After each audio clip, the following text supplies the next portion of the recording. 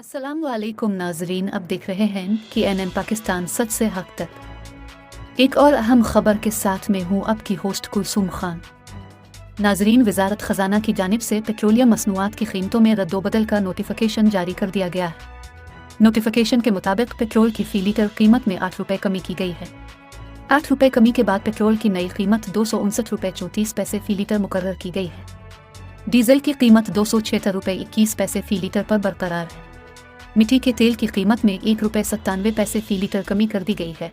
मिट्टी के तेल की नई कीमत 186 रुपये 86 पैसे मुकर्रर की गई है। लाइट डीजल आयल की कीमत में भी 92 पैसे कमी की गई है। नई कीमत 164 रुपये 83 पैसे मुकर्रर की गई है। नोटिफिकेशन के मुताबिक पेट्रोल की नई कीमत का इतलाक आज रात 12 बजे से होगा। मज़ीद खबरों और अपडेट के लिए देखते रहिए कि NN Pakistan news and entertainment channel, और इससे जुड़े रहने के लिए हमारे चैनल को लाइक और सब्सक्राइब करना ना भूलें। कि एनएन पाकिस्तान सच से है।